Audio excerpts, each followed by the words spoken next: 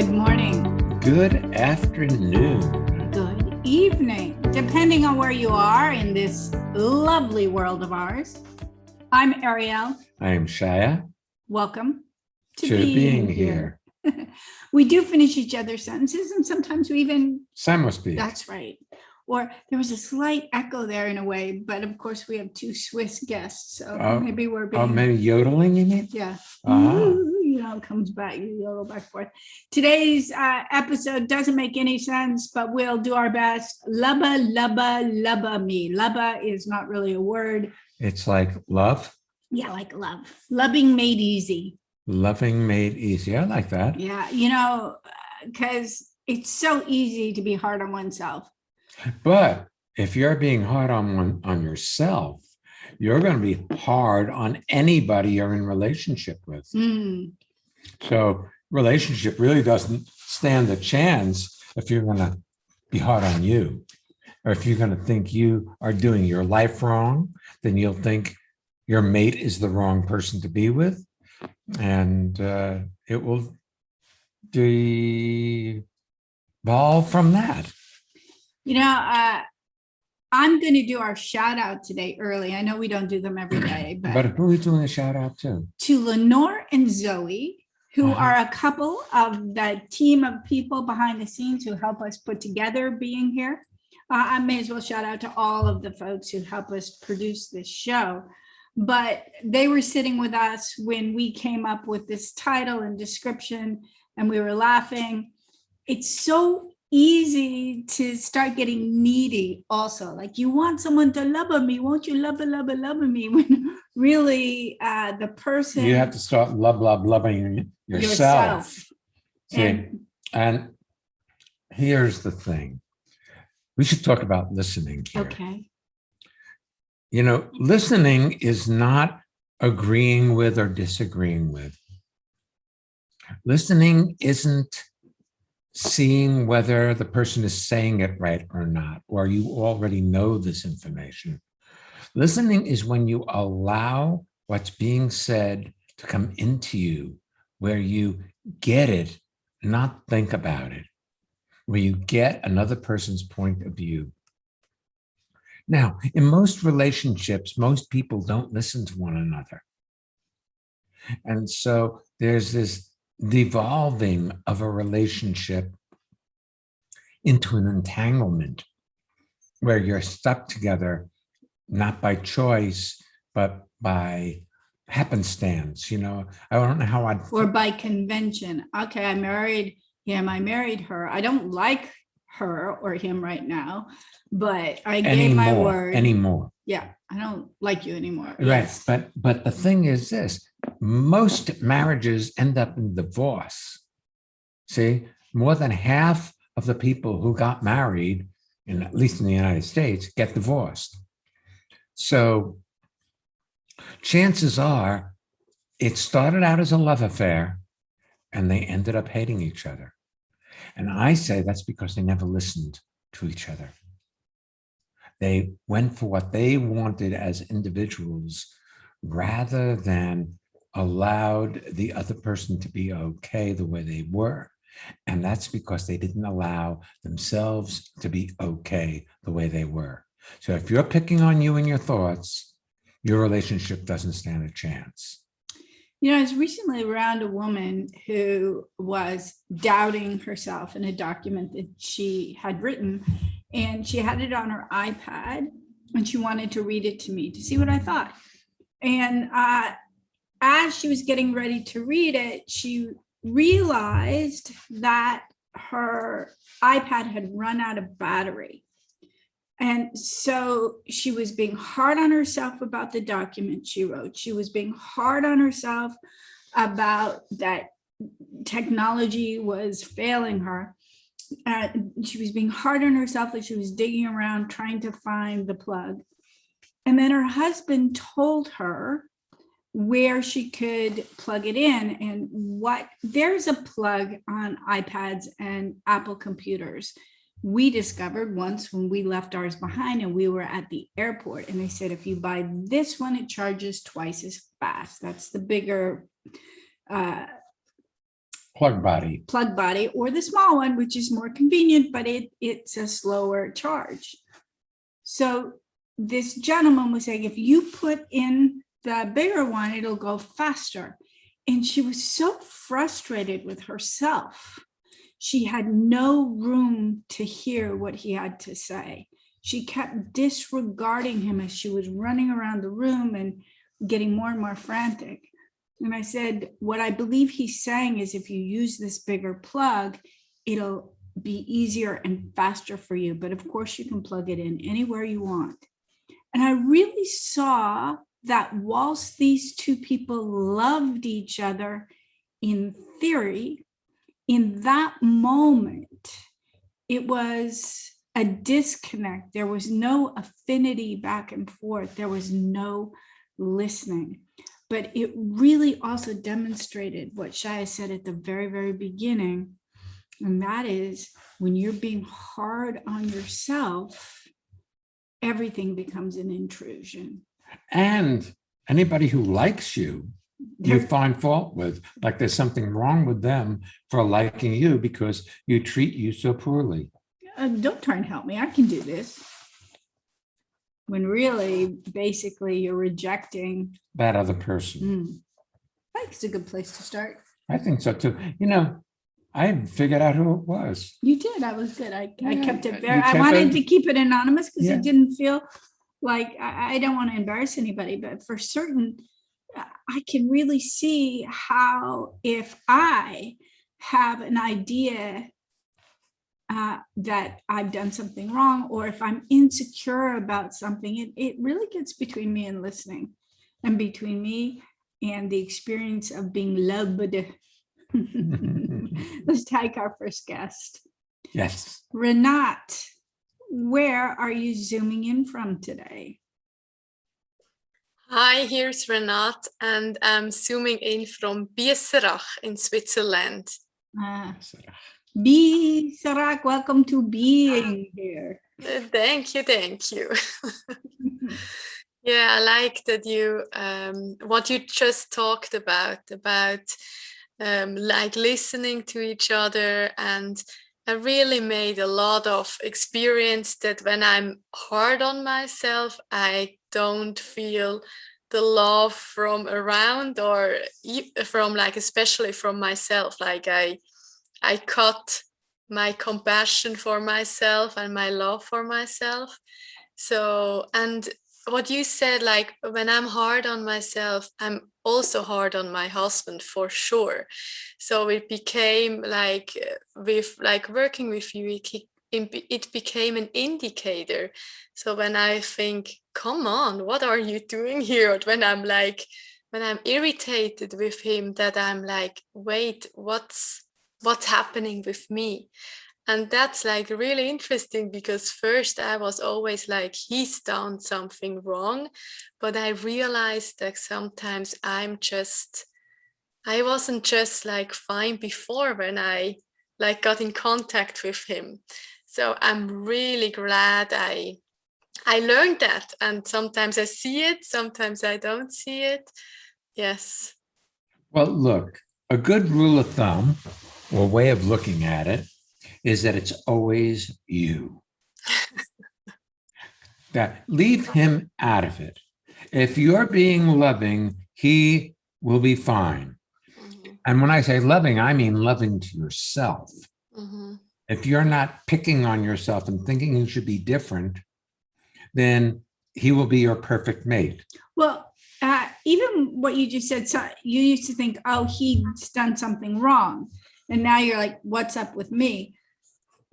I'm not sure everybody might take it the next step further. I know that there are times where I perceive somebody in my environment did something, quote, wrong. But if I take a look, almost always someone has had that same behavior, that action, that forgetting something, that not doing something or doing something. And it was just a fact. It was not upsetting. So on some level, Renat, you still hold that sometimes he does do something wrong. Yes, that's true. And that's why I said you've got to make it be you. Yes. because you're going to look to have it, the cause, rather than realize that the uncomfortableness is in you. Now, if you let yourself feel it, it'll dissolve. But if you blame it on someone, Okay. I have no idea what we were just talking about because our internet went down at the engineer's facility. and he lost the sound. It's a fact. So I love this because It's just like life. it's he didn't do it wrong. The internet didn't do it wrong. Now, if I was upset, I'd be like, well, fix it, or there'd be an agitation. It's just a fact. It's also possible that it can get edited before it goes out, but it doesn't really matter. What matters is how we meet unexpected circumstances. And to go back to the example with you, Renat, it's like if you say to your husband, could you pick up some milk on your way home? And he says, sure, honey, I'll do that. And he gets home and he has no milk. Then it's like, it can either be, well, I'll go get it, or let's have a date, we'll go get it, or would you mind going back out? Or you forgot the milk. That irritation is not circumstantially Caused. It's in you. And here's the thing. People are constantly trying to fix their environment so they feel more comfortable. So if the person they're with speaks too loudly, they blame it on the volume of their voice. That's why I'm upset, because they're so loud. Rather than, and if they'd only quiet down, then I would be okay. And I notice you smile when I say that, because this may be hitting close to home, eh? Yes. Yes. Good. I'm glad you said it verbally. I know you shook your head because we're here on Zoom. But this it's an audio. They won't be seeing you. You need to use your words. But I can see you. And so we tend to blame people for our upsets or our discomfort when it's our upset or our discomfort, period. Now, anything you allow to be will complete itself. But if you blame somebody else because you feel uncomfortable, then it will not complete itself because you're not allowing it to be. Anything you allow to be exactly as it is completes itself in an instant, not over time. It's an automatic thing.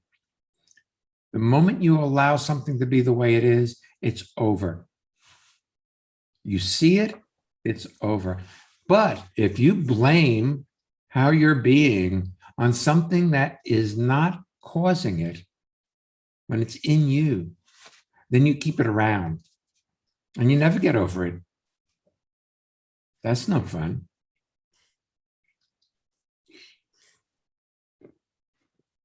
What's happening with you, Lovey? I like it. Like I experience it like in both ways, right? When there's a situation where I think that's like where I can't like accept it, but I most of times it's like, oh yes, when I'm like upstairs, when I can let it be and still be like loving me, and when I'm like upset, it's like really nice what can happen. And yes, I'm so thankful that I learned that. Yeah. I'm excited for you. I have a feeling that this time ahead for you, because you're pregnant. Yes. So your sensitive, they often talk about hormones and having a more hormonal response. I think it's going to be a very lovely, touching time for you, since you know that disturbance happens in you rather than from outside. See, if you want to blame outside, then you stay disturbed. It can't complete itself. No matter, when Ariel and I first got together and we would make love, if the lights were on, it was too bright. If we turned them off, it was too dark. The music was on, it was too soft or it was too loud. Or the wrong song. Or the wrong song. So it was always something was making the mood wrong rather than we were prudish. We were less than. We were uncomfortable. Yeah, we weren't comfortable in our own physical bodies at that time. So when you realize that your discomfort is in you, and you don't make yourself wrong for that, but see it, it can complete itself. If you blame somebody else and make them responsible for your internal feelings, then it sticks around forever. You never resolves. You said something earlier that was so brilliant, and I saw it as a visual, Renat. You said that when you get upset, you cut off your compassion and loving. And what was interesting about that is I saw, and you know, of course you're pregnant, so, but I didn't think of it at this time, in your belly, this like big pool, and you have a pink light behind you that I'm seeing, kind of like a fuchsia light, like this big pool of loving and compassion. That's yours, that's there. But from time to time, you cut the stream of it. So it's you're never not a compassionate or loving person, but there are times where your access to your loving nature gets disturbed or disrupted. And I saw it as, when you see that you're disturbed, it's like you reconnect to your compassion for yourself, your love for yourself, and then of course that radiates out. The other thing is this: you haven't and you cannot do your life wrong. See, most of the things you pick on yourself for, in retrospect, you rehash what happened and think you ought to have done it differently. Yes, that's true. Yes, and that will not produce well-being. Yeah. You can't do your life wrong. Mhm. Can't do it right either, by the way. Mhm. Of course, that's all change, right, wrong, good, bad, better, worse. Mhm. Yeah, transformation is about just allowing yourself to be the way you are, and then everything works well. And of course, you know, we've known you for a number of years. We know your husband, you're lovely people. And I've seen this over and over, especially more recently. There have been a number of people in our community who've gotten pregnant and then have given birth to children. And there's that extra pressure on you right now to do it right. Like, you don't want to make any mistakes. You want to do it right. You want to be the best mom possible. But that's a natural state. You don't have to work so hard. You're not having to lay in bed at night and go, okay, time to create the fingernails. Let's get going. I mean, it's doing it itself. And your body is doing what it needs to do to prepare you for that child's arrival. Mhm. And after it's born. And here's the thing: don't try to do it differently than your parents did. Inherent in that is a statement that there's something imperfect in you. See, they did a great job. And we know, because we are involved with the result, that would be you. Mhm. You know, we know you. You know, and as You're a great lady. Even when you don't think you are. you know, there are plenty of people who came from circumstances that I wish smiles I know were would audible. show, yeah. that there are plenty of people who had circumstances that weren't great, but it's still perfect. You're a perfect you, including everything that happened in your life. You wouldn't be you without any of it. Yeah, thank you. like what you also like just said, like the pressure to do it right in like every aspect now. Is it job wise, or is it like with the little one that's growing? Sometimes I'm just forgetting that there's something, that the little one is growing in me, and then I'm like, yeah, that's okay too, because it's doing its stuff anyway. But it's really nice what you just said, that I can just relax, and yes, it's good. Yes, you can relax and live your life rather than worry about trying to do it right. Mhm. And, you're from Switzerland. Mhm. It's a very neutral country. People are trying to do everything perfectly. The perfection of the Swiss watches. Mhm. Precise. Mhm. Yeah, thank you so much. It's so nice to speak to you and to see you. Yeah. Thank you. Lovely, lovely to be with you.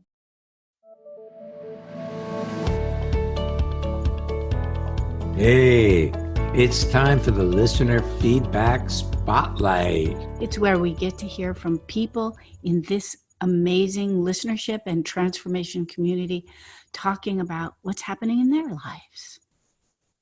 This is Sandy from Munich, and I just listened to a Being Here podcast. And before coming to listening to it, I was excited and nervous and busy. And after listening, I feel so relaxed and connected to all the people that I heard, and that extends out to the rest of the people in my life. I just love it. Do you want to have well-being with consistency? Connect with people all over the world from the comfort of your own home at Aaron & Shire's lively interactive Living Made Easy virtual seminars. Join any of their 2-hour online events or take a deep dive into the magic of being you at a virtual weekend seminar. Come on, let's connect. Find out more and register at transformationmadeeasy.com. We have several Living Made Easy seminars coming up this Saturday, Monday, and Tuesday.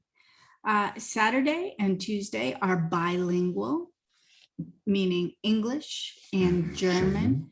This way we get to support our friends in Europe who has German or Swiss German as their primary language. And it's always good for us to stop and listen and hear it twice, even if we don't have a facility in German or they don't have a facility in English. The Power of Listening weekend. That's December 11th and 12th. That's bilingual. We're going to be listening. It's going to be lovely. Well, we'll discover a possibility that may not be in your bag of tricks right now. It is not in your bag of tricks. And you know how I know?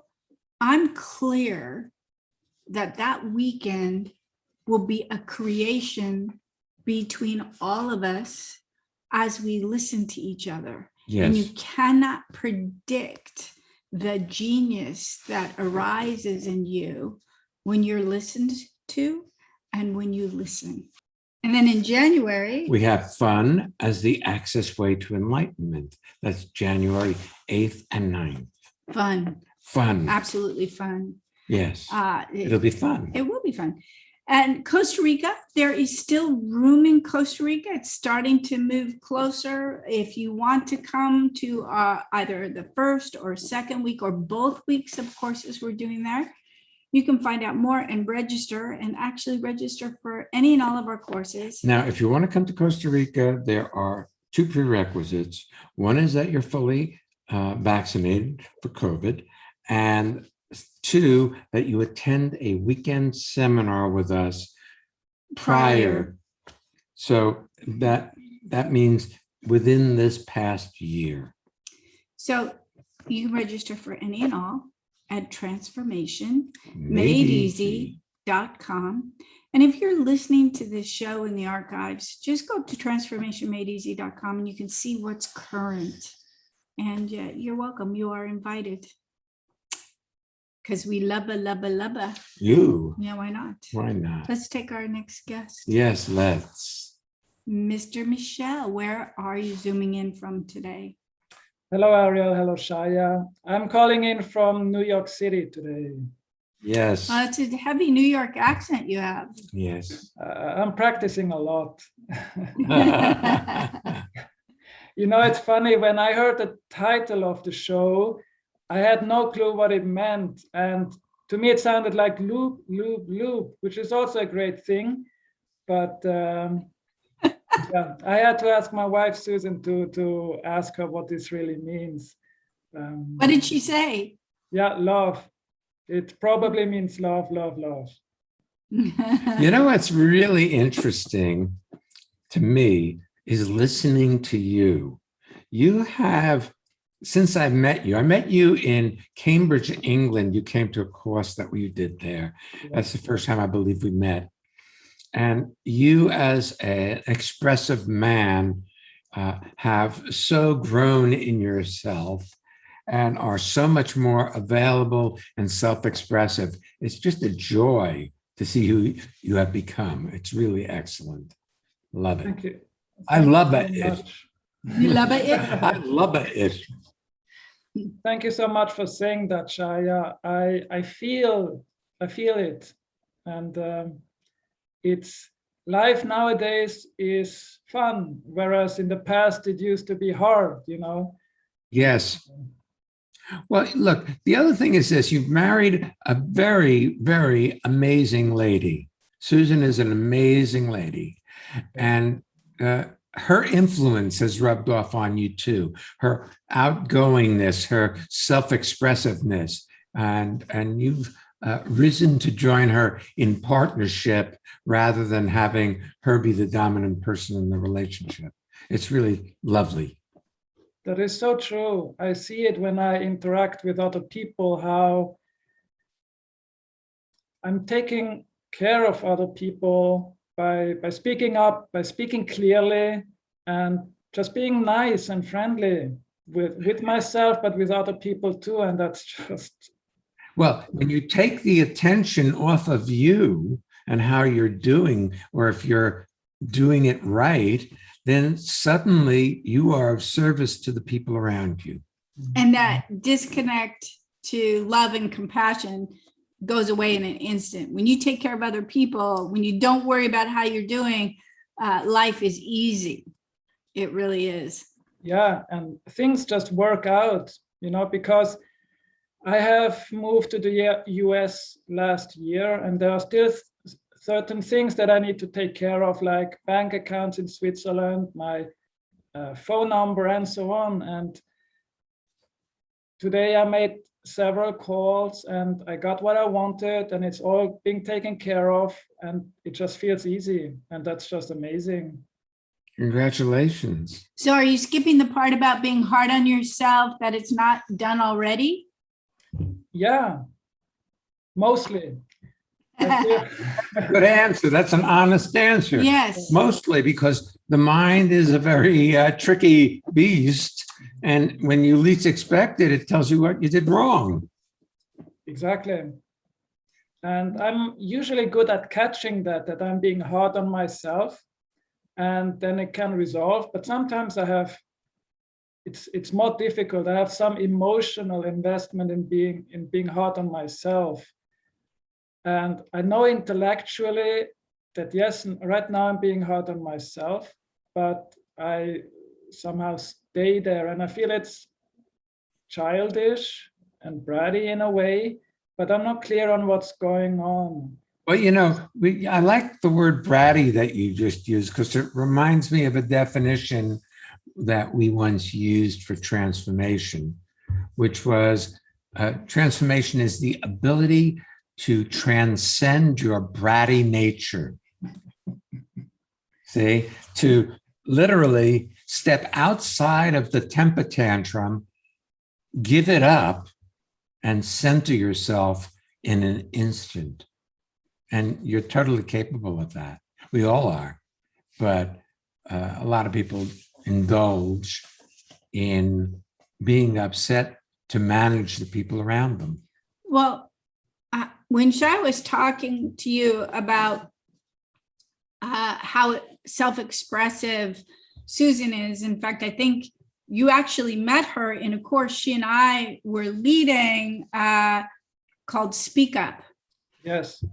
And I'm sure you fell in love with her then because she is so vibrant. A part of you probably went, wow. They don't grow women like that in Switzerland. Or if they do, I haven't seen them. But the thing that catches me when you get bratty and small and withhold, it's a request for your partner to get small. Like if you stay large, the expressive version of yourself, I'll hurt myself with that. And well, you actually pulled it on me one day. You were here in our backyard, sitting at our table under our umbrella, and I said something to you, the content of which I do not recall. That escapes me. But you told me not to speak to you that way. I don't like this. It was like, well, so what? You know? Yeah. And it wasn't that I said something to hurt your feelings or anything, but it triggered that mechanism of taking yourself away and pouting that you did as a child.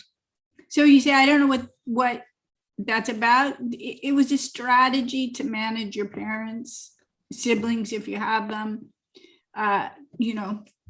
I'm going to get small and quiet and you're not going to like it, Right. And you did it to me. Well, even when you talk about bratty, your face kind of morphed into that younger version of you. But I didn't quite finish my point.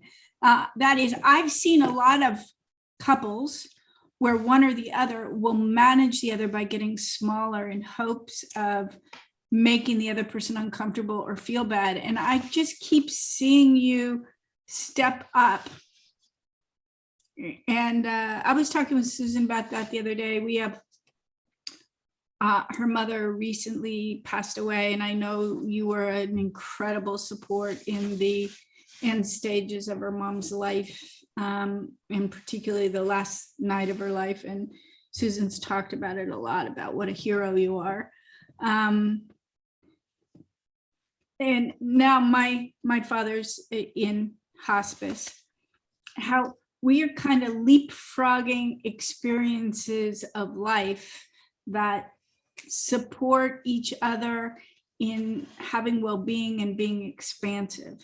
Regardless of the circumstance. See, expanding and having well-being, the circumstances are great. That's not a difficulty for most people. But when you're facing loss or you have illness or people you care about are ill or dying, or you have pain, or it's so easy to victimize yourself with the circumstances of your life rather than to continue to be the author of your life.